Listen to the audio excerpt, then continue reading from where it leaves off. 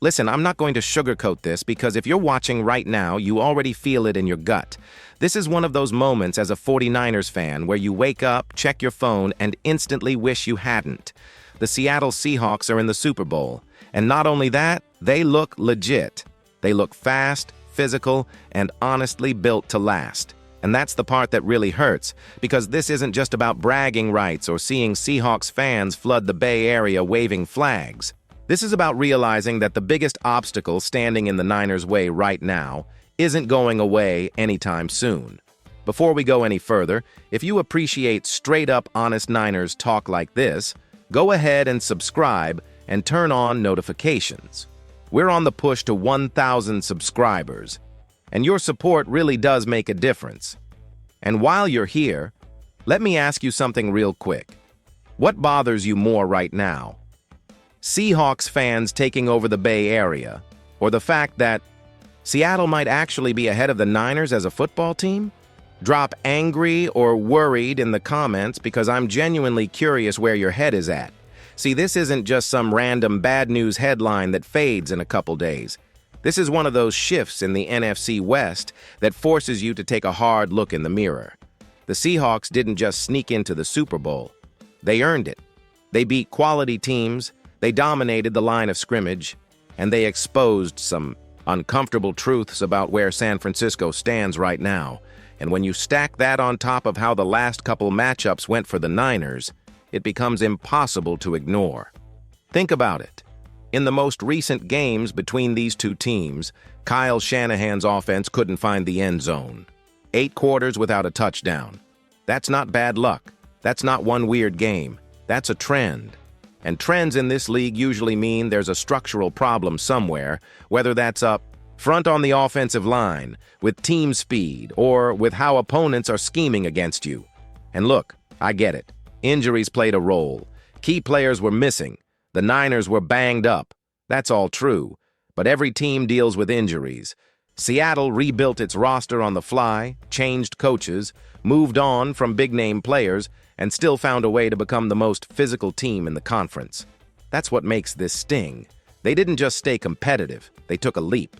So let me throw this at you and be honest with yourself when you answer. Do you think this is just a temporary setback for the Niners, or does this feel like Seattle might actually have the upper hand moving forward? Type yes if you think the Niners bounce right back. Type no if you think this gap is real. Because from where I'm sitting, this feels like one of those turning points. The Seahawks made hard decisions. They changed their identity. They invested heavily in defense. They found a quarterback who fits their system. And now they're on the biggest stage in football. Meanwhile, the Niners are sitting at home, watching a division rival potentially lift a Lombardi trophy in their own building. That's brutal. There's no other way to describe it. But here's the thing. As painful as this moment is, it also brings clarity. It shows exactly what the standard is right now in the NFC West. And if San Francisco wants to get back to being the bully of this division, they're going to have to evolve. Standing still isn't an option anymore. Hoping things magically fix themselves isn't a plan. Make sure you like this video if you're riding with the Niners through all of it, good and bad. And stick with me, because coming up next, we're going to break down exactly why Seattle has become such a problem, how they built this roster so quickly, and what specifically makes them such a tough matchup for San Francisco moving forward. Now let's talk about the uncomfortable part, because if you really want to understand why this hurts so much, you have to understand how Seattle got here. This wasn't some fluky run. This wasn't a lucky bracket. This was a front office and coaching staff making deliberate, aggressive moves while the rest of the division tried to hold on to what it already had. Start at the top. John Schneider deserves real credit. He made decisions that most general managers are terrified to make. He moved on from Russell Wilson. He fired Pete Carroll. Those are franchise-altering choices. Most teams cling to names and nostalgia. Seattle didn't. They admitted they weren't good enough and hit the reset button without completely tearing everything down. That's hard to pull off in the NFL, and somehow they managed to stay competitive while rebuilding. Then comes the Mike Macdonald hire. And this is where things really flipped. You can see his fingerprints all over this defense. It's long, it's fast, it's violent at the point of attack, and it doesn't give quarterbacks comfortable throws. Against the Niners, that showed up immediately. Brock Purdy didn't have clean pockets. The run game never got into rhythm. Receivers struggled to separate. And when Kyle Shanahan tried to scheme around it, Seattle already had answers. That's elite coaching meeting elite personnel. Up front, their defensive line is a nightmare. They don't just rush the passer, they collapse the pocket. That matters because San Francisco's offensive line, especially on the interior, simply couldn't hold up. Even when Purdy got the ball out quickly, windows were tight. When the Niners tried to establish the run, they got stonewalled. Football still starts in the trenches, and right now Seattle is winning that battle. And it's not just defense. Look at what they've built on offense. Jackson Smith-Njigba has become a true #1 option, and his route running creates constant stress for secondaries. Kenneth Walker is running angry right now, breaking tackles and turning 3-yard gains into 8. And Sam Darnold, on a team-friendly contract, is playing within the system, distributing the ball, and not making the kind of mistakes that lose playoff games. That's exactly what you want from your quarterback when the rest of the roster is loaded. If this breakdown is helping you understand why Seattle keeps getting the better of San Francisco lately, go ahead and hit that like button. It helps other Niners fans find this video, and it tells me you want more film-style breakdowns like this. Now here's what really jumps out to me. Seattle didn't just hit on one move. They hit on several. They nailed draft picks. They upgraded team speed. They invested heavily in defense. And they reshaped their passing game around younger, faster players. Meanwhile, the Niners have struggled to consistently land impact talent through the draft over the last few years, especially on the offensive line and in the secondary. That difference is showing up in real time on the field. Let me ask you this. Which Seahawks matchup worries you the most when they play the Niners? Is it their defensive line pressure, Jackson Smith-Njigba carving up coverage, or Kenneth Walker controlling the game on the ground? Drop A for defensive line, B for JSN, or C for the run game in the comments. Because when you zoom out, this is what makes Seattle so dangerous. They don't rely on one superstar. They beat you with waves of talent. They rotate bodies on defense. They stay fresh. They stay aggressive. And they don't have obvious weaknesses for Shanahan to exploit. That's why the last couple games felt so lopsided. San Francisco didn't just lose, they got out-physicaled, out-coached, and outpaced. And here's the scary part. Seattle is young. This isn't some aging roster making one last push. Most of their core players are entering their prime. That means this version of the Seahawks isn't going anywhere. If anything, they're still climbing. So when people say this is just one bad stretch for the Niners, I don't fully buy that. This looks like a rival that has figured out a formula and executed it at a high level. And until San Francisco directly addresses the areas where Seattle is beating them, this is going to keep happening. Quick question before we move on. Do you think the Niners can realistically match Seattle's roster right now if both teams are healthy?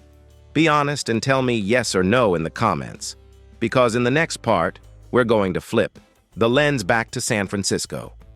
We'll talk about where the Niners fell short, which position groups are holding them back, and why this offseason is absolutely critical if they want to close the gap. Now let's turn this back on San Francisco, because as easy as it is to point fingers at Seattle and say they're just stacked, the reality is the Niners helped create this gap themselves. Not intentionally, of course, but through a combination of roster turnover, missed development, and some tough cap realities that finally caught up with them. Start with the offensive line, because everything flows from there. Against Seattle, it wasn't just that Brock Purdy was under pressure. It was that the entire offense felt rushed. Timing routes never had time to develop. The run game couldn't establish physicality. And even when Shanahan tried to lean on quick throws and misdirection, Seattle's front still closed space faster than San Francisco could create it. That's what happens when your line can't consistently win one-on-one matchups. And this isn't a new issue. The Niners have been patching together the offensive line for years, leaning on coaching and scheme to cover up talent gaps. That works for a while. Eventually, though, you run into a defensive front that doesn't care about your play design. They just overpower you. That's exactly what happened. Then there's the skill position problem that nobody really wants to talk about. This offense is getting older. It doesn't have the same speed it once did. Outside of a few players, there's a lack of explosive separation at wide receiver. Jawan Jennings has been a warrior for this team, no question, but he's also hitting free agency and likely looking at a serious payday. If that number creeps toward 18 or 20 million per year, the Niners have to make a hard decision. You don't stay competitive in today's NFL by paying premium money for solid when what you really need is dynamic. Let me ask you that directly. If Jennings is asking for close to 20 million per season, should the Niners let him walk? Type yes or no in the comments and tell me why. At tight end, George Kittle is still a difference maker, but he's also dealing with wear and tear, and there's already talk about him missing time. Behind him, the depth simply hasn't been good enough. Luke Farrell was supposed to be a meaningful addition, and instead he became a liability in key moments. When your biggest free agent addition turns into a weak link, that tells you everything about how limited last offseason really was. And that brings us to the cap situation. San Francisco just went through a year eating over $100 million in dead money. That's massive. It forced them to lean on younger players, bargain signings, and internal development. To their credit, they still won games. They still made the playoffs. But you can only stretch resources so far before it shows up against elite competition. Defensively, injuries made things worse. But there are deeper issues. Fred Warner can't do everything by himself. The linebacker group needs more speed and depth next to him. The secondary still lacks a true lockdown presence, and the safety position remains unsettled. When you face a team like Seattle that attacks every blade of grass, those cracks become obvious very quickly. If you're finding value in this breakdown and want more off-season strategy content, now's a great time to subscribe. I'll be diving deep into free agency, draft, fits, and realistic roster moves, and hitting that subscribe button helps us get closer to that 1,000 subscriber goal. Here's the part that really stings. Look at how many contributors walked out the door recently. Aaron Banks, Charvarius Ward, Talanoa Hufanga, Dre Greenlaw, Javon Hargrave, Leonard Floyd, Malik Collins, Jalen Moore. That's a huge chunk of your core. Those weren't fringe players. Those were starters and impact guys who got paid elsewhere. Meanwhile, the Niners top outside. Addition ended up being a role player who didn't move the needle. That kind of turnover catches up with you. You can't lose that many quality pieces and expect everything to stay the same. And while San Francisco deserves credit for staying competitive through it all, the talent drain showed up when it mattered most. So, let me put this to you. Which position should be the top priority this offseason? Offensive line, wide receiver, cornerback, or linebacker? Drop OL, WR, CB, or LB in the comments. Your answer says a lot about how you see this team. The truth is the Niners aren't broken. They're close, but close doesn't win Super Bowls. And right now they're behind Seattle in several key areas that actually decide games in January. Coming up next, we're going to talk solutions. Not vague hope, not wishful thinking, but a real clear offseason plan. What the Niners need to do in free agency, what they need to target in the draft, and how they can realistically close the gap on Seattle.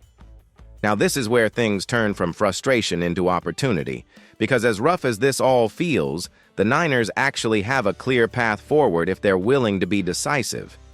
This offseason isn't about small tweaks around the edges. It's about directly attacking the weaknesses that Seattle exposed and modernizing parts of this roster that have gotten a little stale. Everything starts with the offensive line. That has to be priority number one. You can't keep asking Kyle Shanahan to scheme around protection issues, and you can't expect Brock Purdy to thrive when the pocket is constantly collapsing. San Francisco needs at least one legitimate starter on the interior and another option who can compete at tackle. That means real money in free agency and at least one premium draft pick invested up front. No more bargain hunting. No more hoping a mid-round pick develops in year 3. If you want to beat Seattle, you have to be able to block Seattle. If you agree the offensive line has to be the top focus, hit the like button right now. That's the easiest way to let me know you're locked in on this offseason plan. Next is speed at wide receiver. The league has changed, and the Niners can't afford to be one of the slowest offenses anymore. If Jawan Jennings prices himself out, you thank him for everything and pivot. This team needs a receiver who can threaten defenses vertically and create separation without needing perfect play design. That could come through the draft, through a trade, or through free agency. But it has to happen. You can't keep lining up against Seattle's secondary with receivers who struggle to get open on their own. Let me throw a quick poll at you. What would you rather see? A. Spend big on an offensive lineman. B. Trade for a true difference-making wide receiver. Or C. Draft an instant impact playmaker in round 1. Drop A, B, or C in the comments. Defensively, the blueprint is just as clear. Yes, getting Nick Bosa and Fred Warner back healthy helps. That's obvious. But it's not enough by itself. They need another linebacker who can run and cover next to Warner. They need to upgrade at corner, and they need to finally stabilize the safety position. Against elite offenses, you can't survive with coverage busts and slow reaction time on the back end. Seattle attacked those areas relentlessly, and until San Francisco fixes them, that matchup will keep tilting the same way. At tight end, Eddie is a must-bring back. He stabilized the kicking game and quietly saved multiple wins. That one feels straightforward. But behind George Kittle, the Niners need a real two-way tight end. Someone who can block in line and still be a threat in the passing game. That's not a luxury anymore, especially if Kittle misses time. That position has to be addressed with more than minimum contract depth. The good news is, the cap situation finally loosens up. After absorbing massive dead money, the Niners now have flexibility again. That means they can be aggressive, they can explore trades, they can actually compete for impact free agents. And this is where John Lynch and Kyle Shanahan are on the clock. Seattle showed what happens when you're bold. Now it's San Francisco's turn. If you want me to put together a realistic mock-off season with actual signings, draft picks, and potential trades, type "mock it" in the comments and make sure you're subscribed. I'll prioritize that if enough of you ask for it. Here's the key takeaway. This isn't about copying Seattle, it's about countering them. You beat their defensive line with better protection, you stress their coverage with more speed, you match their physicality by upgrading your front seven. None of this is complicated. It just requires commitment and smart resource allocation. And this is where fans come in. Hold the front office accountable. Demand upgrades in the trenches. Don't settle for depth signings being sold as major moves. This offseason will tell us a lot about how serious the Niners are about reclaiming the NFC West. So before we wrap this up, give me your boldest offseason prediction for San Francisco. One move you think they're actually going to make. Best answer might get pinned in the next video. Coming up next, we'll bring it all together.